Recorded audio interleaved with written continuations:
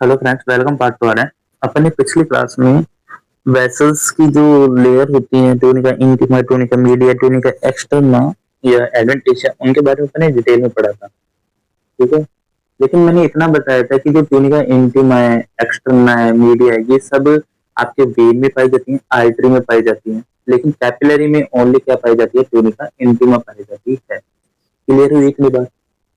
अब जो अपन नेक्स्ट बात अपन पढ़ने जा रहे हैं, वो अपन पढ़ रहे हैं कि आर्टरी और वेन में पाई जाती है तीनों लेयर। ये बात बिल्कुल ठीक है, लेकिन इन लेयर्स में क्या क्या डिफरेंस होता है, इनको अपन यहाँ पे पढ़ते हैं कि इन लेयर्स में क्या क्या डिफरेंस है। आर्टरी की वॉल है, वो वेन की वॉल से किस तरह से अलग होती है, तो पढ़ते हैं difference between arterial arterial end venule when. Artery और जो वेन की जो वॉल होती है, वेन्यूल वॉल, सॉरी, या ऐसे लिखो आप।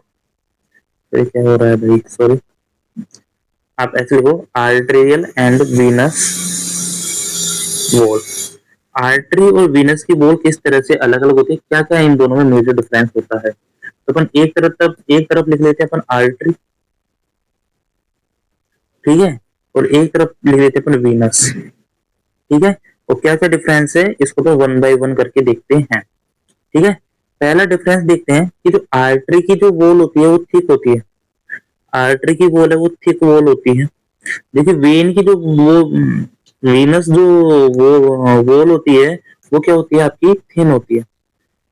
अब इसका रीजन समझो, क्या रीजन है आपको पता है? बीपी की यदि अपन बात करते हैं, बीपी कितना कितना होता है, हर जगह अलग अलग बीपी होता है, आपको पता हो तो। ठीक है, यदि मैं बात करूँ आर्टरी में बीपी सबसे ज्यादा होता है, आर्टरी से कम आता है आर्टेरियोल में, फिर आता है कैपिलरी में बीपी और कम आता है, वेन्यूल में फिर थोड़ा कम आता है, और वेन में सबसे कम बीपी होता है।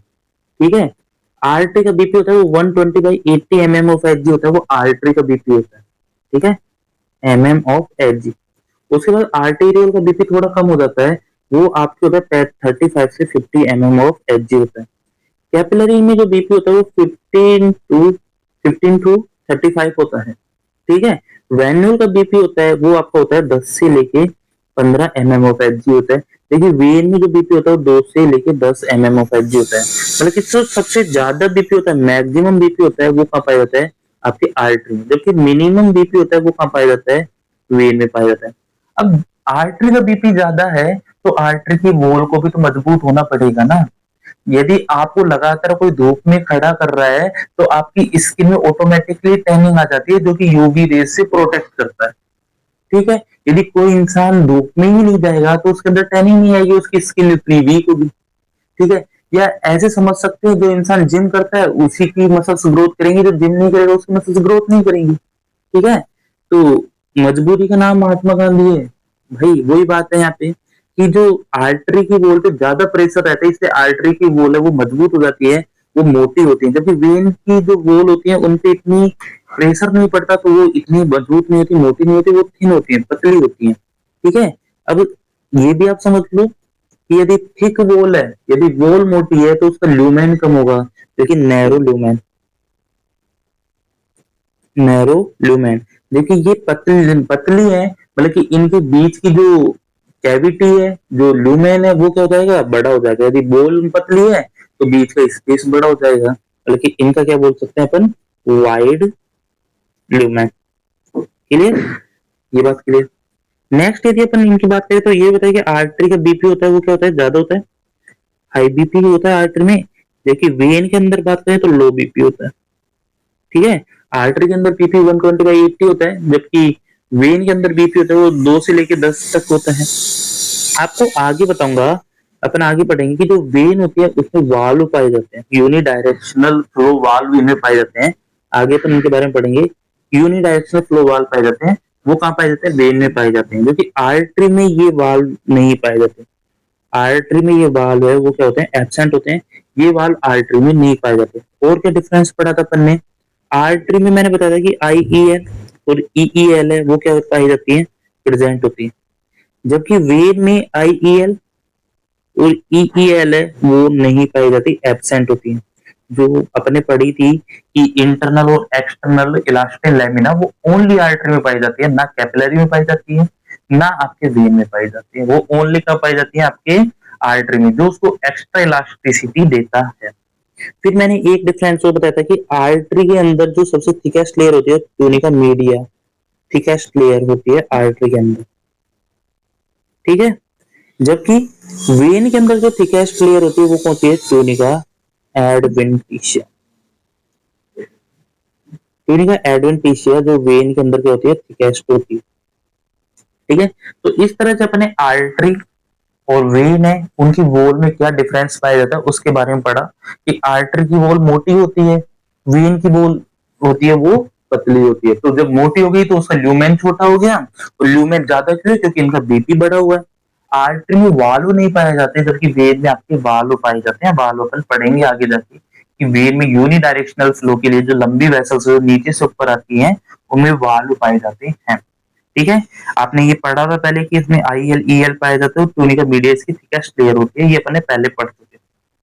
अब अपना जो नेक्स्ट टॉपिक आता है वो अपन अब डिटेल में पढ़ेंगे आर्टरी के बारे में। जैसी आर्टरी होती है, आर्टरी और आर्टेरियोल की जो स्ट्रक्चर है वो ऑलमोस्ट सेम होती है, इसलिए अपन इन दोनों को एक साथ ही पढ़ लेते हैं। क्लियर हुई इतनी बात? ठीक है। तो अपना पहला पॉइंट है वो ये होता है कि आर्टरी की जो वॉल है, आर्टरी की वॉल होती है वो thicker than when, thicker than when. Artery की जो वॉल होती है वो वेन से काफी मोटी होती है, ठीक है। ऐसा क्यों? मैंने आपको बताया था कि जो आर्टरी है, मैं दोबारा बता देता हूँ, आर्टरी है उसका बीपी वेन के बीपी से काफी ज्यादा होता है। आर्टरी में जो बीपी होता है 120/80 mm ऑफ एच नॉर्मल है, इतना बीपी आर्टरी के अंदर पाए जाने वाला नॉर्मल है।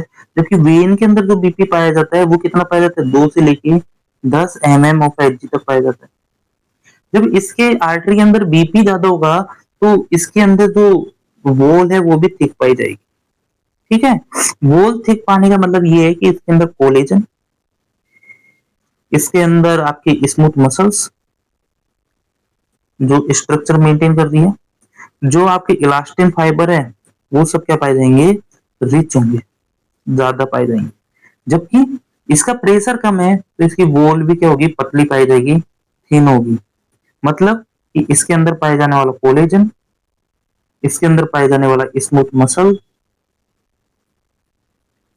भी कम होगी, और इलास्टिन भी इसके अंदर क्या पाए जाएंगे? कम पाए जाएंगे, लेस अमाउंट में पाए जाएंगे। तो ये बात क्लियर हुई कि जो आर्टरी और वेन है उसकी थिकनेस में, मतलब कि इसके अंदर आपको कोलेजन, आर्टरी के अंदर कोलेजन, स्मूथ मसल्स है, ये भी क्या देखने को मिलेंगे? ज्यादा देखने को मिलेंगे। दूसरी बात याद रखना, देखो आर्टरी अपनी पूरी बॉडी में जो आर्टरी है सबकी साइज, सबकी शेप सेम नहीं है। कोई बड़ी है, कोई छोटी है, कोई मोटी है, कोई पतली है। आर्टरी ऐसे ऐसे पाई जाती है। यदि मैं बात करूं कि जो हार्ट के नियर वाली आर्टरी है, नियर ऑफ हार्ट, यदि अपन बात करें कि हार्ट के नियर होता है वहां पे बीपी है वो कंपेरेटिवली ज्यादा पाया जाता है, ठीक है। जो हार्ट के नियर जो आर्टरीज हैं उनके अंदर जो बीपी होता है वो पेरिफेरल आर्टरी की कंपेयर में ज्यादा पाया जाता है ना।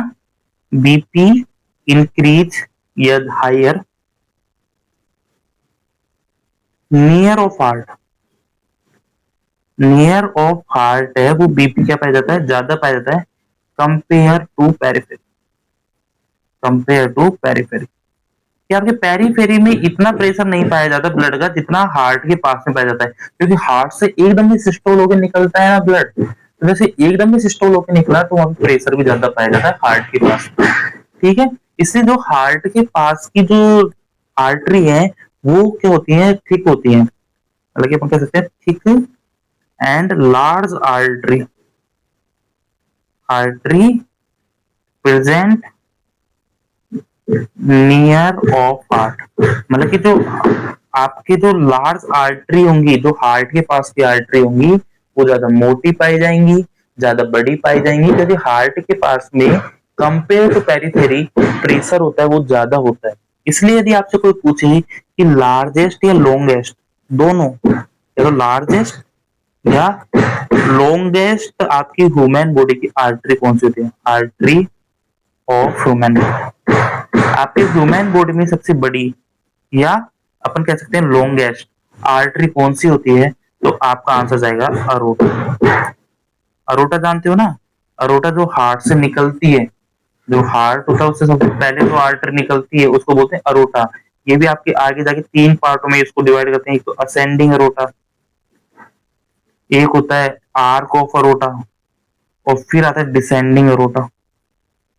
तो ये बहुत बड़ी होती है। इसका डायमीटर की अपन बात करें तो 2 से लेके 3 सेंटीमीटर तक का डायमीटर होता है। काफी लंबी होती है ये। तो सबसे बड़ी और लॉन्गेस्ट आर्टरी की अपन बात करें तो वो कौन सी हो जाती है? आपकी अरोटा हो जाती है। और ये भी याद रखना, जो अरोटा है ना, इसको अपन इलास्टिन आर्टरी भी बोलते हैं। क्या बोलते हैं? Elastin artery. तो ये सबसे ज्यादा मैक्सिमम इलास्टिसिटी होती है वो इसी में होती है, मैक्सिमम इलास्टिसिटी होती है। मैंने बताया ना कि वेन में इतनी ज्यादा इलास्टिसिटी नहीं पाई जाती। इलास्टिसिटी मेजरली पाई जाती है, वो कहाँ पाई जाती है? आपके आर्टरी में पाई जाती है। और आर्टरी में भी सबसे ज्यादा कोई अपन देखें तो वो कहाँ पाई जाती है? आपके अरोटा में मैक्सिमम इलास्टिसिटी पाई जाती है, इसलिए अपन इसको बोलते हैं इलास्टिक आर्टरी। और मैक्सिमम इलास्टिसिटी होती है, ये अपन लिख सकते हैं मैक्सिमम विंड किसल इफेक्ट। आपको बताया था ना विंड किसल इफेक्ट, पिछली क्लास में अपने विंड किसल इफेक्ट के बारे में पढ़ा था कि जब सिस्टोल होता है, जब तो ब्लड स्टोर होता है, और डायस्टोल के टाइम पे वो क्या होता है? सप्लाई होता है। ठीक है, इसको अपन बोलते हैं इलास्टिन आर्टरी। अरोटा को बोला जाता है इलास्टिन आर्टरी क्योंकि वहां पर सबसे ज्यादा प्रेशर होता है। यदि इलास्टिसिटी नहीं होगी तो उनको रप्चर होने का डर उतना ही ज्यादा है। मान लो प्रेशर भी बढ़ रहा है वेन के अंदर और उसकी साइज भी नहीं बढ़ रही। नॉर्मली ये तो प्रेशर बढ़ रहा है तो साइज बढ़ जाती है, तो उसके ऊपर जो प्रेशर पड़ने वाला तो वो कम हो जाता है, डैमेज होने के चांस कम हो जाते हैं। लेकिन साइज नहीं बढ़ रही, वही रिजिडिटी है उसके अंदर। तो प्रेशर कितना ही बढ़ा ले, मैं मेरी शेप नहीं बदल रही, तो फिर इंजरी होने के चांस ज्यादा हो जाते हैं। इसलिए अरोटा में सबसे ज्यादा इलास्टिसिटी पाई जाती है। ठीक है, इसलिए अपन कहते हैं यहाँ पे इलास्टिन फाइबर रिच होते हैं, रिच इलास्टिन फाइबर। यहाँ पे इलास्टिन फाइबर ज्यादा पाए जाते हैं। अब आपको पता है कि एक चीज ज्यादा है तो एक चीज कम होगी, बल्कि लेस क्या पाए जाते हैं? ये अपन कह सकते हैं लैक ऑफ स्मूथ मसल्स। मतलब यहाँ पे स्मूथ मसल्स है वो क्या होगी? कम होगी, लेकिन इलास्टिन फाइबर ज्यादा पाए जाते हैं यदि इनके ट्यूनिका मीडिया की बात करें। यदि अपन अरोटा का ट्यूनिका मीडिया देखते हैं ना, तो ट्यूनिका मीडिया में देखने को मिलता है, ट्यूनिका मीडिया में 4 चीज थी: कोलेजन फाइबर, इलास्टिन फाइबर, आपका स्मूथ मसल्स, और आपके ईईएल। ये 4 चीज थी मेनली ट्यूनिका मीडिया में। मेनली अब क्या था कि यहाँ पे इलास्टिन फाइबर सबसे ज्यादा, जितना भी स्मूथ मसल्स थी उसकी भी जगह रोक दी और इलास्टिन फाइबर बढ़ गए। इलास्टिन फाइबर बढ़ने का फायदा है कि प्रेशर कम ज्यादा हुआ तो वो उसको क्या कर लेगा? मैनेज कर लेगा। इसलिए अरोटा को अपन आगे जाके पढ़ेंगे, उसमें कहेंगे इसको इलास्टिन आर्टरी भी बोलते हैं। यदि आपकी बॉडी में कहीं बोल दे कि इलास्टिन आर्टरी कौन सी है, तो आप बोलना अरोटा, क्योंकि उसमें इलास्टिसिटी जरूरी है, उसमें स्मूथ मसल्स इतनी ज्यादा नहीं होती है ना। इसलिए कभी बहुत कम देखने को मिलेगा कि आपके अरोटा का वैजो कॉन्स्ट्रिक्शन हो रहा है, उसका वैजो डायलेशन होना है, बहुत कम देखने को मिलेगा। ठीक है, दूसरी बात, आपने लार्जेस्ट तो पढ़ लिया, अब अपन को देखना है कि स्मॉलेस्ट आर्टरी कौन सी ह्यूमन बॉडी की? Smallest artery of human body. Human body में सबसे छोटी पाई जाने वाली आर्टरी कौन सी है? तो आपका आंसर जाएगा आर्टेरियोल। क्या जाएगा? आर्टेरियोल। आर्टेरियोल काफी सारी होती है, कोई कम नहीं होती, आर्टेरियल होती है। और ये पेरिफेरल आर्टरी बोलते हैं इनको। क्या बोलते हैं? Peripheral artery. जो एंड में ऑर्गन के पास जाके मिलती है उनको अपन क्या बोलते हैं? आर्टेरियोल बोलते हैं। क्लियर? इनमें इलास्टिन फाइबर नहीं होते। इनका यदि अपन ट्यूनिका मीडिया देखते हैं, यदि अपन इन आर्टेरियोल का ट्यूनिका मीडिया देखा जाता है तो इनमें अपन देखेंगे इलास्टिन फाइबर नहीं होंगे, होंगे बट बहुत कम होंगे, लैक होगा, लैक बोल दो या लेस अमाउंट में पाई जाती है। जबकि इनमें पाए जाते हैं स्मूथ मसल्स। और मेनली जो आपके बीपी को रेगुलेट करती हैं वो यही करती हैं ऑर्गन के पास में। स्मूथ मसल से ऑर्गन के पास में बीपी को रेगुलेट करती हैं। ठीक है, तो इनमें ओनली स्मूथ मसल्स पाए जाते हैं, इनमें इतना ज्यादा आपको इलास्टिन फाइबर देखने को नहीं मिलता। ठीक है, क्लियर? तो अपन ने सिंपल सा देखा कि जो लार्जेस्ट लॉन्गेस्ट आर्टरी अपनी ह्यूमन बॉडी की है वो अरोटा, उसमें इलास्टिन फाइबर बहुत ज्यादा पाई जाती है, स्मूथ मसल्स कम पाई जाती है उनका ट्यूनिका मीडिया देखे तो। दूसरा अपन ने देखा कि आपकी स्मॉलेस्ट आर्टरी कौन सी है, तो वो होगी आर्टेरियल, जो पेरिफेरल सर्कुलेशन करती है। ठीक है, और इनमें देखा जाता है कि इनमें स्मूथ मसल्स पाए जाते हैं इनके ट्यूनिका मीडिया में। इनमें अब इलास्टिन फाइबर है वो इतने ज्यादा नहीं पाए जाते हैं। अब नेक्स्ट बात एक चीज और देख लो कि जो आर्टेरियोल है, आर्टेरियोल होता है, इसको अपन एक नाम और देते हैं, उसको अपन बोलते हैं रेजिस्टेंस वेसल्स। क्या बोलते हैं? रेजिस्टेंस आर्टरी बोलते हैं। इसका आंसर भी सुन लो क्यों बोलते हैं रेजिस्टेंस आर्टरी, क्योंकि यहाँ पे एक तरह से इनकी बीपीपी क्या लग जाता है, ब्रेकर लग जाता है आपको, जहां पे क्योंकि डिक्रीज बीपी, मतलब काफी बड़े अमाउंट में बीपी है वो क्या हो जाता है यहाँ पे आके डिक्रीज हो जाता है, मतलब उनमें एक तरह से रेजिस्टेंस देखने को मिल जाता है, ब्रेकर देखने को मिल जाता है। क्यों? आपको एक चीज पता होगा, आपको ये तो पता है ना कि आर्टेरियोल का जो डायमीटर होता है, आर्टेरियोल का जो डायमीटर होता है वो बहुत कम होता है आपके आर्टरी के कंपेयर में। ठीक है, आई सपोज करो जैसे ये आर्टरी है तो ये आर्टेरियोल हो जाएगा। ठीक है, तो यदि ये आर्टरी है जिसका डायमीटर इतना था तो आर्टेरियोल का डायमीटर इतना सा हो जाएगा। ठीक है, समझो बीपी एकदम में कम होता है, मतलब कि जहां आर्टरी का बीपी होता है वो 120/80 होता है, यही आर्टेरियोल का बीपी होगा वो कितना हो जाएगा, वो आपके घट के 35 से 50 तक आ जाएगा। मतलब इतना रुकावट आ जाएगा, इतना खतरनाक वाला ब्रेकर आपको देखने को मिलता है, इतना बीपी गिर जाता है, मतलब 50 तक। ठीक है, इसलिए अपन इसको बोलते हैं रेजिस्टेंस वेसल्स। क्यों देखने को मिलता है? आपको पता है कि रेजिस्टेंस का एक फॉर्मूला होता है, आपने फिजिक्स में पढ़ा होगा, रेजिस्टेंस इक्वल टू 1/r⁴ है ना। यहाँ पे आर क्या है? आर है यहाँ पे रेडियस। जितना कम रेडियस, जितना ज्यादा रेडियस, सॉरी जितना कम रेडियस होगा स्ट्रोंगली उसका रेजिस्टेंस उतना ही ज्यादा बढ़ेगा। तो यहाँ पे एकदम में बीपी कम हो जाता है। बीपी कम करने के लिए क्या हो जाता है, यहाँ पे वो अपनी रेडियस को बहुत कम कर लेता है, जिससे रेडियस जो आपका रेजिस्टेंस है वो बढ़ जाता है। एकदम में यहाँ पे फ्लो इतना स्पीड से फ्लो आ रहा था 120/80 के प्रेशर से आपके वो आ रहा था यहाँ पे ब्लड, वो एकदम यहाँ 35 से 50 हो जाता है, क्योंकि इनका डायमीटर बहुत कम है। डायमीटर कम है तो वहां पे इतना स्ट्रोंगली वो नहीं आ पाएगा, क्या ब्लड इतना ज्यादा नहीं आ पाएगा, रेजिस्टेंस डेवलप हो जाएगा। इसलिए अब आप कहोगे कि सर एकदम में इतना प्रेशर आ रहा था यहाँ पे कम हो गया तो इनकी वेसल स्ट्रक्चर नहीं हो रही क्या, ये इतना प्रेशर थे। मैंने कहा ना कि यहाँ ओनली क्या पाया जाता है, स्मूथ मसल्स पाई जाती है। अब प्रेशर यहाँ पे कम है तो यहाँ पे इलास्टिसिटी की जरूरत नहीं है, यहाँ पे इतना ब्लड फ्लो नहीं है, इतना तेज तरह का, जितना आर्टरी में ब्लड फ्लो था उतना तेज ब्लड फ्लो यहाँ पे नहीं है। इसलिए यहाँ पे रप्चर होने का डर भी नहीं है। रप्चर होने से बचाता कौन है? Elastin fibre. इसलिए यहाँ पे इलास्टिन फाइबर कम होते हैं, यहाँ पे स्मूथ मसल्स ज्यादा हो जाती हैं। दूसरा फायदा क्या है, आप तो इस तरह आप पहली बात तो याद रखो कि इसको रेजिस्टेंस आर्टरी भी बोला जाता है, रेजिस्टेंस वेसल्स भी इनको बोला जाता है। क्यों बोला जाता है? क्योंकि एकदम से ये प्रेशर को, आर्टरी का जो बड़ा प्रेशर होता है उसको एकदम से ये क्या कर देते हैं, ब्रेक डाउन कर देते हैं, कम कर देते हैं। क्योंकि इनका डायमीटर क्या कर लेते हैं, अपने डायमीटर बहुत कम होता है, इनका डायमीटर कम हो जाता है, इसलिए वहां पे ब्लड फ्लो भी क्या हो जाता है, कम हो जाता है, और उसकी वजह से यहाँ पे क्या होता है, इसका बीपी वो कर जाता है, अचानक से गिर जाता है, फॉल हो जाता है। इसका एक फायदा होता है, आपको पता है कि जैसे सबसे पहले आर्टरी आती है, उसके बाद में आपके आर्टेरियोल आता है, उसके बाद में कैपिलरी आती है। ठीक है, अब सपोज करो, आप एक चीज बताओ कि आर्टरी का बीपी था 120/80, यदि इतना ही बीपी जो कैपिलरी है उसके अंदर तो एक ही लेयर पाती है बेचारी, एंडोथेलियम या ट्यूनिका इंटीमा, उसके अंदर ये स्ट्रोंग उसको पावर बनाने के लिए उसके अंदर ये ट्यूनिका मीडिया नहीं पाई जाती। यदि इतना ही प्रेशर इस पे चले गया कैपिलरी पे तो ये तो रप्चर हो जाएंगी, ये तो तुरंत रप्चर हो जाएंगी, इतना प्रेशर सहन ही नहीं कर पाएंगी, ये इतना प्रेशर सहन ही नहीं कर पाएंगी, रप्चर हो जाएंगी। इसलिए यहां तक आपके प्रेशर को, आर्टरी का जो प्रेशर है उसको यहां तक आने के लिए कम भी होना पड़ेगा। यदि इतना ही प्रेशर पहुंच गया तो कैपिलरी डैमेज हो जाएंगी, इसलिए आर्टेरियल पे जाके ये प्रेशर हो जाता है मतलब 35 to 50, और कैपिलरी पे जाके ये प्रेशर हो जाता है, वो कितना हो जाता है आपका, वो और भी कम हो जाएगा, वो 15 से 35 हो जाएगा, जितना ये सहन कर सकता है। मेनली यही दिक्कत देखने को मिलता है जब हाइपर टेंशन हो जाता है ना बहुत ज्यादा, जब हाइपर टेंशन आपका जो हो जाता है 210/110 से ज्यादा हो जाता है, उस कंडीशन को बोलते हैं क्राइसिस आना, हाइपर टेंशन क्राइसिस। और उसमें ऑर्गन डैमेज होने लग जाता है, जैसे आंखों से एकदम में दिखना बंद हो गया, पेट की सप्लाई बंद हो गई, हर जगह की ऑर्गन सप्लाई कम हो जाती है और ऑर्गन डैमेज होने लगता है। क्यों होते हैं?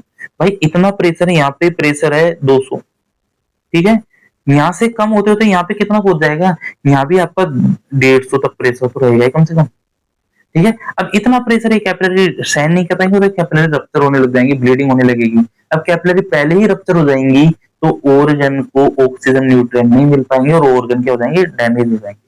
तो मतलब कि दूसरा अपन कह सकते हैं कि आर्टरियोल का काम होता है रेजिस्टेंस, आर्टरी करना, बीपी को एकदम में कम करना। और क्यों होता है, to prevent rupture of capillary, ये आपकी कैपिलरी है उनको रप्चर होने से बचाता है, इसलिए to prevent rupture of capillary, ये कैपिलरी है उनको रप्चर होने से बचाता है। तो ये है कि एकदम में ये बीपी को क्या कर देता है, कंट्रोल कर देता है। ठीक है, क्लियर हुई इतनी बात? ठीक है, आज के लिए इतना ही। नेक्स्ट क्लास में अपन पढ़ेंगे कि कैपिलरी के बारे में पढ़ेंगे। आज अपन जैसे आर्टरी के बारे में पढ़ा थोड़ा बहुत, है ना, आर्टरी के बारे में पढ़ा। नेक्स्ट क्लास में अपन कैपिलरी के बारे में पढ़ेंगे, उसके नेक्स्ट क्लास में अपन वेन के बारे में पढ़ेंगे और फिर अपन इनकी अपन फिजियोलॉजी पढ़ेंगे। अब बिल्कुल मैं जो चल रहा हूँ वो बिल्कुल सीक्वेंस से चल रहा हूँ आपके रोज एंड विल्सन से। यदि आप मेरी क्लास ले रहे हो तो आपके बगल में रोज एंड विल्सन जरूर रखी होनी चाहिए। मैं रोज एंड विल्सन की लाइन टू लाइन पढ़ा रहा हूँ। बाद में कोचिंग करोगे आप, कोचिंग में आपको करने की जरूरत ही नहीं पड़ेगी। पहली बात तो आपको इतना डिटेल में पढ़ा दूंगा मैं पहले ही कि आप एंड में इनका रिवीजन भी करता होगा ना, तो आपको नोट सेट जैसे पेपर बहुत सिंपल लगेंगे। ठीक है, क्योंकि कोई भी आपको ये थ्योरेटिकल नहीं पढ़ाएगा, सब कोचिंग के हिसाब से इतना पढ़ाएगा। पूरे में लार्जेस्ट वेसल्स कौन सी, लार्जेस्ट आर्टरी कौन सी है और सबसे लंबी वेन कौन सी है, सबसे छोटी वेन कौन सी है, इतना पढ़ा के काम खत्म। और बता देगा कि 3 लेयर होती है, tunica intima, tunica externa, tunica media, ये 3 लेयर होती है। आगे इनकी पूरी कहानी कोई नहीं बताएगा कैसे क्या क्या काम करते हैं, और ना ही बच्चों को पता होती है। ठीक है, तो आज के लिए इतना ही। Thank you.